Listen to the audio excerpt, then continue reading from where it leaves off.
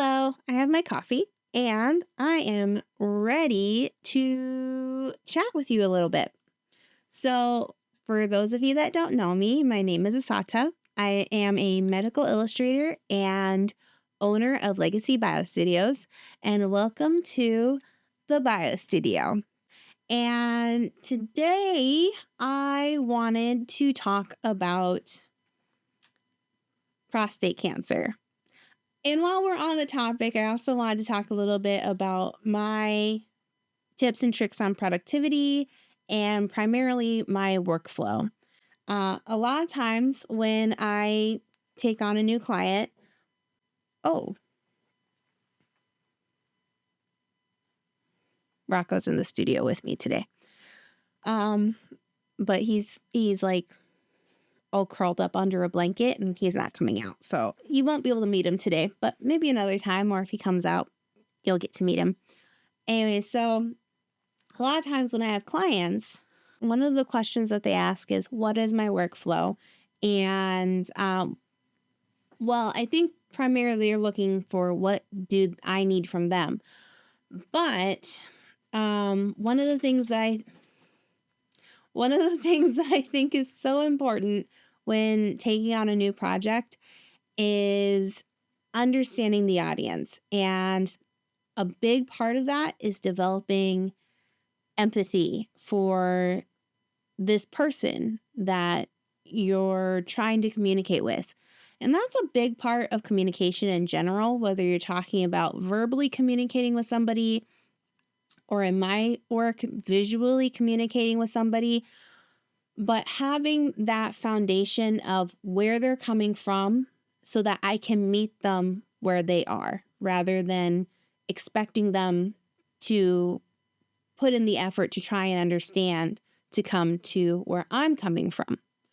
So, a big part of that is what I like to call my external brains. And this is honestly a big part of my productivity anyways, which is these. Hold on. So, I have journals, so many journals. This actually isn't all the journals, but these are some of the main ones that while I was wandering around the house using them today, I picked them up and brought them down so that we could do this video. Anyway, so why journals? Well, I like to call them my external brains. And the reason that I chose journals instead of, say, using my phone or my tablet is these I can't get distracted with. With my phone, say I'm thinking, oh, I'm going to just jot down a note. I will end up on an email. I will end up going through my Instagram. I will end up just scrolling through TikTok or down some weird rabbit hole online, and I will lose time during the day. With these, though, I can stay on track, I can stay focused, and ultimately, it allows me to use my time more efficiently. I'm not saying that scrolling doesn't have its usage or time. I like scrolling, I think, like most people, but especially during what I deem my work day, I like to stay a little bit more focused. So I have journals. So the beginning of the journals. When my mom was first diagnosed with cancer, I picked back up journaling. I had journaled before, but it wasn't really that serious. It was one of those things where maybe something special happened that day. I would take what I would be like, whatever I would say, like, this is my journal for now, which would have like 3 entries in it total, and be like, oh, I'm going to just, jot this down. And I mean, I knew that journaling was a healthy practice, and especially I think around like 2020, I think journaling became more of a discussed thing. I remember 2021, 2022, my YouTube would have a lot of productivity, how to use a journal videos coming up. And bullet journaling was really popular as well. But I wasn't really ready to start with bullet journaling yet. So I had started just regular journaling. And a big part of that was I was having a lot of feelings about what was happening, what was going on with my mom's treatments and the emotional stress of dealing with cancer. Like, it's not fun. It's very stressful. And so I needed an outlet for that. And so I chose journaling. And for me personally, I feel like I chose journaling because it was then my thoughts, my feelings were contained. They were something that I had access to, that I didn't need to share with somebody else. If I could process my feelings and get through the day, then I didn't have to be potentially burdensome to somebody else. And I think that that's one of those like funny things when you're in the middle of, honestly, I guess a crisis. You're so focused on being, or at least for me, I was so focused on being that helpful person, the person that people could go to, that at no point did I want anybody to look at me and go, oh, she needs somebody. She needs some support. I was the support. I didn't want to be the person that needed support. So for me, journaling became a really good and healthy outlet in order to get through and process a lot of my feelings, especially because what I found through journaling was that I could kind of untangle the knots of what I was going through, the emotional knots, the pain points knots, the questions that were coming up that I wasn't really sure how to process them and go through them. But by journaling it out, it seemed to make a streamlined system where I could slowly untangle everything in a controlled way. So I started using that for work. So I started originally with one of these, and this one is I guess it's supposed to be a bullet journal. It has this gridding, if you can see that. You can see that inside, which is great especially if you're meeting with a client in person. You can kind of start sketching things out and make everything really tidy and pretty and uniform, which is super important, in my opinion, when you're meeting with a client. But I also liked how you can make like checklists, and I like that feeling of being able to like cross out a box. I don't know. I just really like it. And then it also made it really easy to track things like my hours. So I could do things like just like track my hours, which I thought was super great. Anyway, so bullet journals, that's where it started. And then I started using journals elsewhere. So I started planning my weeks. That became a really important part of my productivity, was planning my week. So I got this journal, and I really liked it because it said overthinking, which I was like, yeah, I can relate. Anyway, so the nice thing about this is because it's a weekly planner, essentially, you can pick your top 3 goals. From there, what I like to do is I like to break those goals down into the actions that I have to take in order to achieve those goals. So that's my to-do list. And then This really, I like that it does have a habit tracker on it, especially when I'm in the middle of like a really intense project where I'm like constantly just like submerged in deep work. Having a little habit tracker is great for like remembering to exercise or drinking enough water. Because that is something I did realize was there would be days I would have like 3 cups of coffee, 4 cups of coffee. We don't need to talk about how much coffee. But I wasn't necessarily drinking water. So having a little reminder like, you haven't been drinking water, you need to drink water this week. Super helpful. And then, of course, I have like you have your little notes and thoughts, which I like to use as like a mental dump. And from there, I can pick out my top 3 goals, or I can process how I'm going to achieve those and make my to-do list. Sometimes those are just things to kind of like, maybe I have an idea and I don't want to forget it, so it'll go in there, but I don't have a use for it yet. I'm not going to actually tackle it, but I do want a record of it somewhere. And then, of course, your whole week where I can plan out my schedule accordingly of what days do I have available for what things, and am I supposed to be going somewhere or meeting with somebody. I can put that in there. So super helpful. And then from there, because I work primarily here, this is where I hold a lot of my meetings, and I hold them like this. I also started using this notebook, and it was honestly more decorative. I really just liked the quote on it. It was a gift from my mom, so I was hoarding it for a good period of time because I didn't want to use it.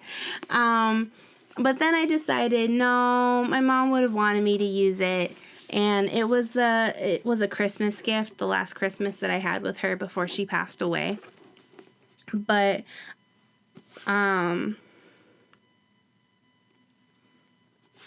the message behind it meant a lot to me, so I just kept it in my office. Anyways, so because it's here and easily accessible, I started using this as like my mental jargon journal. So when I'd have meetings, because I wouldn't be using my bullet journal to like sketch things out in meetings with clients in my like via Zoom. It would be too much effort to try to like show them my sketches through the camera. I'd just share my screen. So this kind of allowed me to process and keep track of where the conversation was going so that I could go back to it, see what notes I made, what things were important, and go from there for follow-up emails or the work that I actually had agreed to do. So that's where this one comes in handy. So this one doesn't leave this office, but these go everywhere with me. So this one is my original pocket journal. There we go. So this is my original pocket journal, and I really liked that I could throw it into a bag, but it wasn't purse friendly. I couldn't throw this one into any of my purses, so that's why I got this one. And then this one is also gridded, so when I do, can you see that? Kinda. So this one is also great for not only note-taking, but if I'm doing some UI UX design, say I'm trying to lay out an app design or a website design, this one's super great because it has the gridding in there, so everything can have its place and I can organize it accordingly. But the reason I have pocket journals instead of because I used to use my phone when I would go out and I'd be taking notes. I used to use my phone, but then I quickly learned that this allows me to not get distracted, but one thing that I've really found was super, super helpful and kind of cool is if I was in a meeting, say like I was having a coffee date with like a friend or maybe somebody that was potentially going to become a client, I liked the reaction that pulling one of these out more than pulling out my phone, because when I was pulling out my phone, I'd have to pause and be like, hey, I'm not like bored with you. I'm taking a note in my phone. I'm taking notes. But by pulling one of these out, it's obvious I'm taking notes. And the fact that I'm taking the time to write it down by hand, I think people feel like, oh, she cares, this is interesting to her. So they're more likely to go into more detail and give me more information and what their feelings are about it. And I think that's pretty cool. I like that. So these are my journals, and these help me keep track of everything, help me keep track of my day, help me keep track of my projects. But one of the most beneficial parts of these, like untangling my emotions, these help me get into the mindset of my audience. It helps me untangle the questions that I ask myself in order to understand the person that I'm trying to communicate with. And understanding empathy, key points in any form of communication, but especially in visual communication, super important. So, onto the topic of today, which was prostate cancer. So, I am partnering with Lynn in Johnson County. I met this really nice fella at the Iowa Public Conference, and he liked my maternity education posters. And, well, the lookbooks. I think everyone liked the posters, but the lookbooks are what everyone really loved, which makes sense. I love the lookbooks. But we got onto the topic of how to communicate with people that maybe don't feel comfortable about the topic or are just really resistant, which led to what his project was. So he was working on a statewide, for the state of Iowa, statewide prostate cancer study. And I have the QR code. If you are a man, especially a Black man, and you live in the state of Iowa, would you please fill out this survey? It's a short survey. It's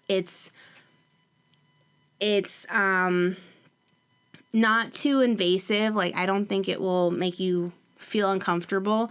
It's literally just a survey about whether or not you know your risks at all, and options about learning more about how to do early detection care for prostate cancer. And this is super important because in the state of Iowa, cancer is on the rise.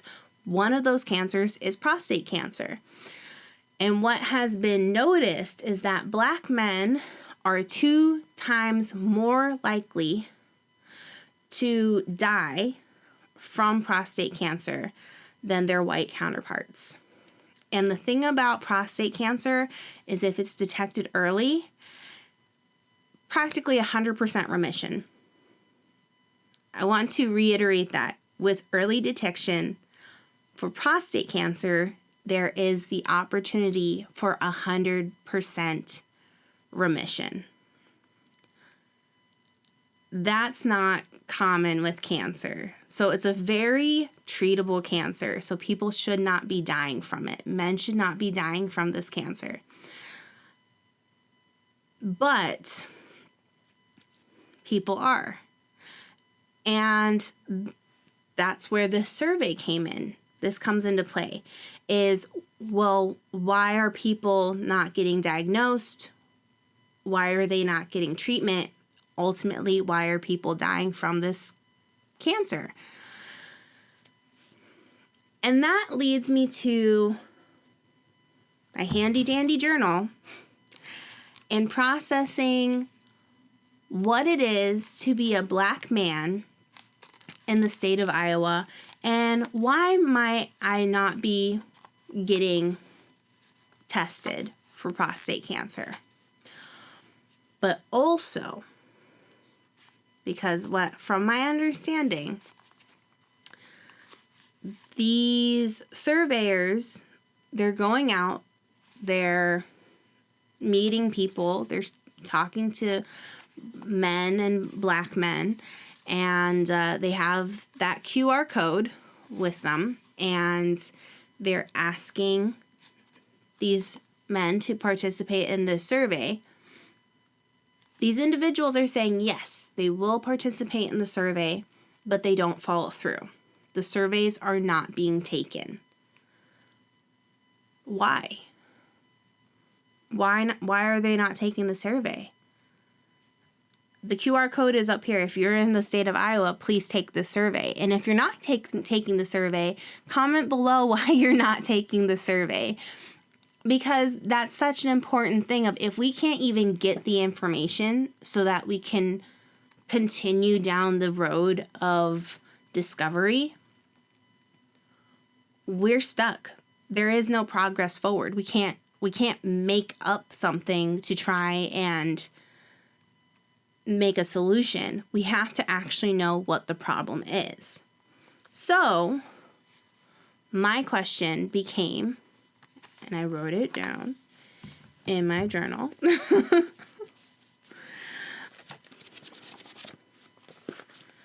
My 3 questions were,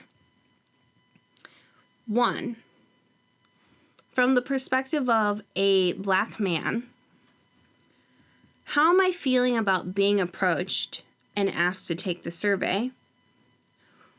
What are my current thoughts and feelings and understandings of prostate cancer, and how might that be affecting my not participating in this survey?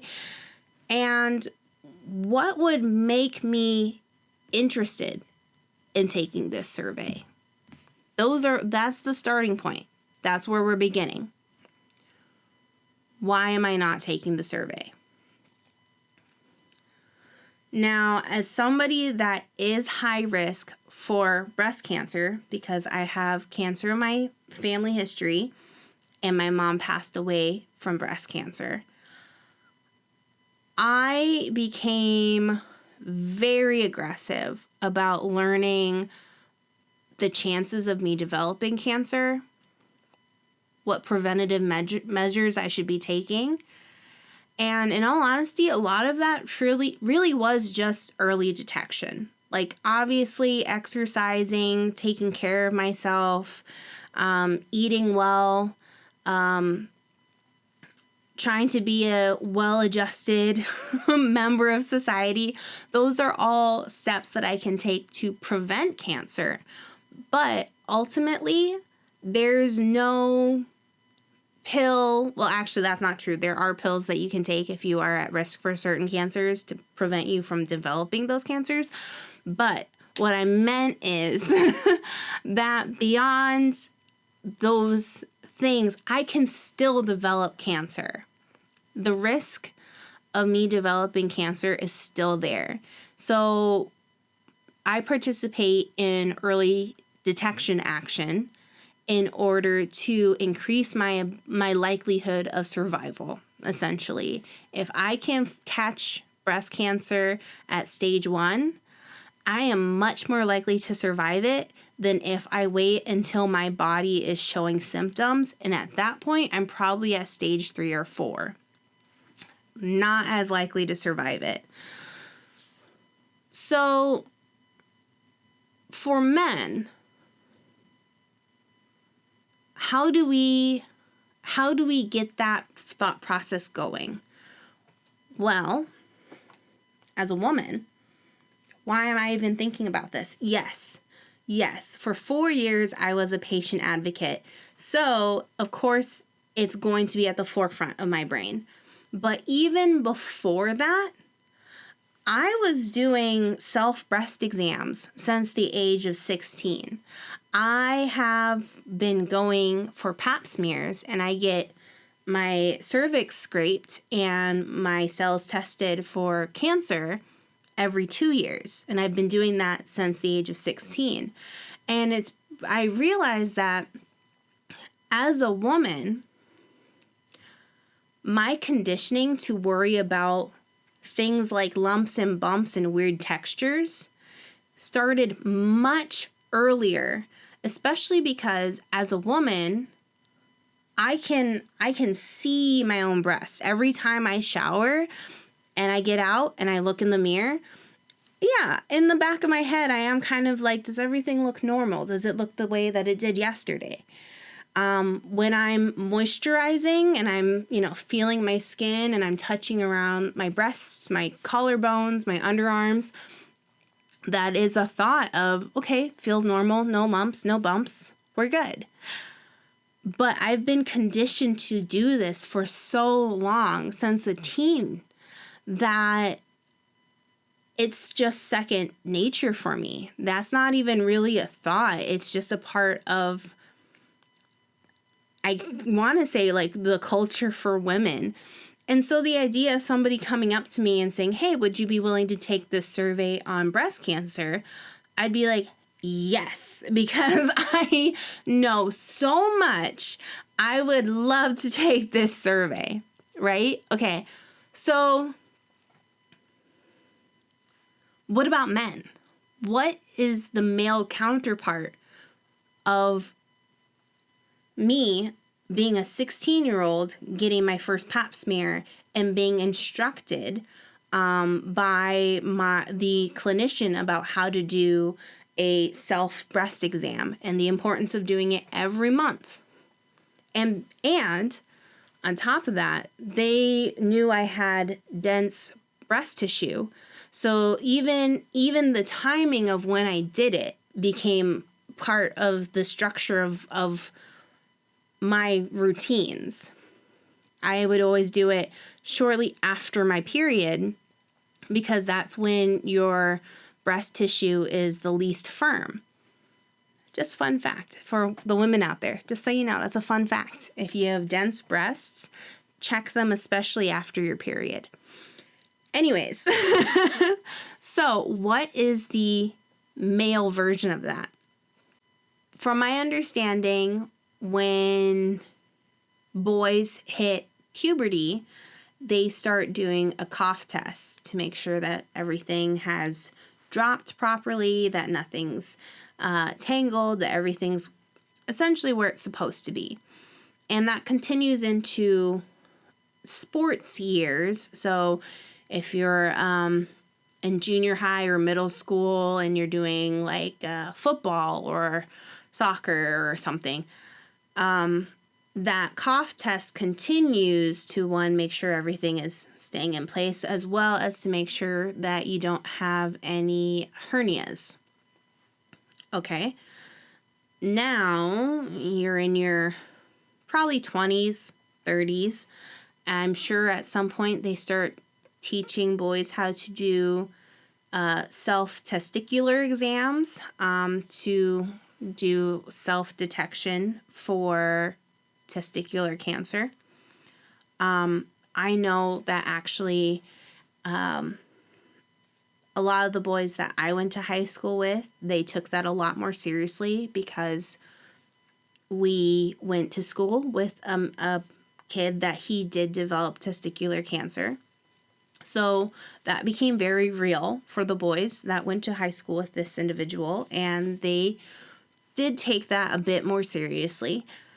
But regarding prostate exams, men don't have their first prostate exam until they're 50. And they have suggested that black men should start getting their first prostate exam at 40. So That's not 16. It's not conditioned into your routine. And so you're not really thinking about it. I'm sure that until somebody mentions it, that you're not thinking about it. Which then leads into, what are the current understandings of prostate exams? Which I feel like everyone makes jokes about this. Me personally, I have this very visceral memory of going to the Association of Medical Illustrations conference. I was still in college at the time.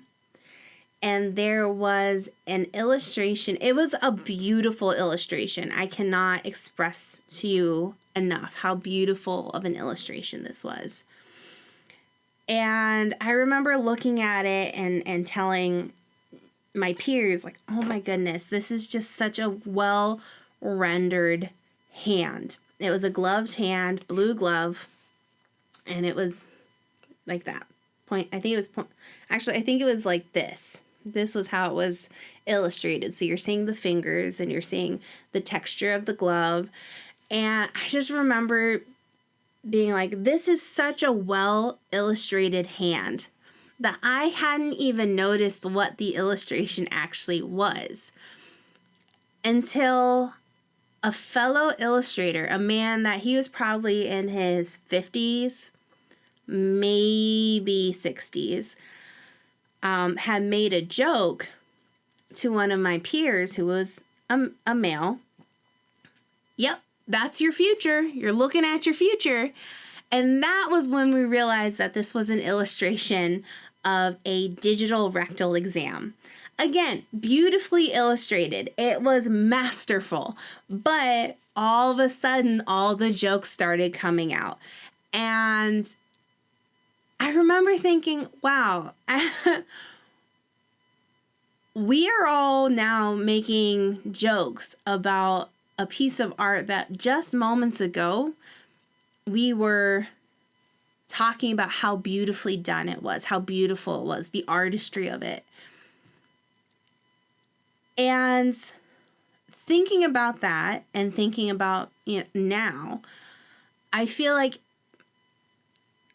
the idea of a digital rectal exam or a DRE makes people uncomfortable. And so when people are uncomfortable, they like to make jokes. And the topic of jokes that they make are not in great taste. They're in quite poor taste. And when you're talking about the Black community, I think that can lead into more of a stigma of actually going and getting a prostate exam. So that's going to impede people going and getting a prostate exam. But I think it's time to acknowledge that digital rectal exams are becoming much more a thing of the past, especially now that a prostate exam really is just a blood test. They now have prostate-specific antigen tests or PSA tests, and I don't even know if they need an extra vial of blood to do the test, but it's just a blood test. And if your PSAs are spiked, then they send you to go get a CT scan to see if there is a cancer. And that's kind of it. Now, I'm not saying that the PSA is necessarily going to completely replace the digital rectal exam. I feel like the digital rectal exam still has its place because not all prostate cancers are going to produce antigens, and not all spiked antigen tests are a result of prostate cancer. So in some cases, you still will have to have a digital rectal exam, which honestly, there's now other tools that are being used. A lot of times, CT scans, there are some clinics are using ultrasound wands instead of an individual trying to use a finger and feel for lumps or bumps or changes in texture. And I think that in itself is something that needs to be discussed. The fact that a prostate exam is no longer a digital exam, is no longer a thing that people might feel uncomfortable having to participate in. They might not like the idea of it, so they'll avoid it completely. That's worth discussing, I think. Which then leads to my last question, which is, what would make me interested in learning more? Well, honestly, I think the PSA blood test is a big part of it. But I think also being aware that you as a man can be at risk for certain cancers. And one of those cancers is prostate cancer. The way that they repeat that and reiterate that and really go hard on that for us as young women, I think it is a valuable conversation for physicians to start having with men at a younger age, so that men are aware that at some point they should start considering their risks of cancer. I also think that a big part of that is people being more comfortable discussing the cancer in their family. The reason I say that is because when my mom developed her breast cancer, all of a sudden, all these people started talking about their cancers. And, oh, your aunt so-and-so had cancer. Your great aunt so-and-so had cancer. Oh, your uncle had cancer. Your great-grandfather had cancer. Your blah, blah, blah. It became so much more of a thing. All of a sudden, I realized how many people had fought cancer. Some of them had passed from it, but a lot of them had survived. But the ones that had survived, it's like they didn't want to share that part of themselves, which I understand. But at the same time, by not letting their family members know that they were fighting cancer, one, they're not getting the support from their family that I think they should have gotten. And two, they're not giving proper notice so that family members can keep track of how many people are getting cancer and having the opportunity to assess their own risk for cancer. I think if my mom had been aware of how many of her family members had passed from ovarian and cervical cancers and how many of her family members had breast cancer, I think she would have gotten the genetic tests for the BRCA gene earlier and not waited until she already had her breast cancer and they had a geneticist come and speak with her because they realized she had children and they were like, oh, you have 2 girls. We should really get you tested for this gene, 1, to see if other cancers will pop up, but 2, so that your daughters are aware whether or not they are at likelihood to have this gene as well, and maybe they should get genetically tested too. Which my mom didn't have the BRCA gene, but I will still eventually be getting that genetic test done for myself anyways, just because she didn't have it doesn't mean I don't have it. And I think it's a good idea for me to be aware of those factors. And those will be having an effect on my choices of my preventative care later on. But I do think having those conversations and making cancer less of a taboo is incredibly important, and it's a responsibility of the people that have fought and beat cancer. I do feel like it is their responsibility to let their families know, hey, cancer is running in our family. Just a heads up. So that then you have the information and you can make your choices and follow through with whatever actions you have deemed necessary, yourself and your own primary. And in my case, I have an oncologist as well. So any actions that she thinks are a good option for me, then we can have those discussions. But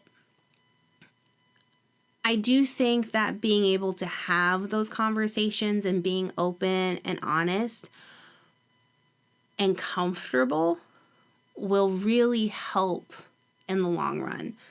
And over time, the culture will become more open to being able to have these conversations. So that maybe as a man, if somebody comes up to you and says, do you have a minute to fill out this survey on prostate cancer, then maybe they're more willing to say, oh, yeah, okay, I got a minute. Let's talk about it. I had an uncle that had prostate cancer, I know that a lot of these things that I've talked about, those are long-term solutions. We're not going to be able to change that perspective overnight, and we're not going to be able to change those habits and the culture of it overnight. These are long-term things. But I think that just by starting those conversations, it will lead us into an opportunity to see what things we can do now. Maybe we need to start running ads. Maybe that's something that would be beneficial, is to start running ads on streaming services or on TV so that people know, hey, anyone could be at risk. You don't know until you talk to your family members. Hey, cancer is probably in your family. How about you go and ask one of your parents about it? Because you never know. And I think those actions will have a benefit, but again, I'm not really seeing that being an overnight success.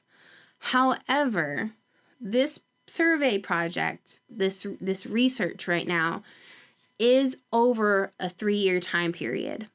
So maybe if we start doing these things now, it will eventually get to the point within those 3 years that we do get more people to take that survey. So me personally, what are my actions going to be? I will continue to talk about prostate cancer. I will continue to talk about my mom's fight with cancer and my role as being her patient advocate, what I learned and what that means as a high-risk individual, my self-care practices, what's important to me, what I have taken on in order to take care of my health. And my Instagram will probably have a lot of that information too. My Instagram will probably have more information about prostate cancer, and I'll probably start posting more posts about prostate cancer. And I'll probably start illustrating more prostates. Because I think that is worth getting out there. I think it's serving a purpose. Does everybody want to see it? No, probably not. But that's kind of the whole thing about having your own Instagram page, is you can put whatever you want on it. So that will probably be my actions especially over these next 3 years. just to get more people to fill out this survey. And again, if you are a man, if you are a Black man, and you live in Iowa, especially if you live in Lynn or Johnson County, please fill out this survey. I will also have a link down in the description below. And if you're comfortable, please share the link with your friends and family members that are men, that are Black men, that have a prostate, because we need more research. We need more of these surveys to be filled out so that there's enough information for people to learn where are we in that understanding of prostate cancer treatment, care, early detection habits, and what can we as a state be doing better in order to make sure that people are getting tested and the people that have been diagnosed are getting proper treatments. That's super important. And the state of Iowa they're really wanting to do some good. So please, you're not just filling out a dumb survey. You may be potentially saving people's lives. And I think that is such a valuable, that's worth less than 5 minutes, right? To save somebody's life in the future. I think so.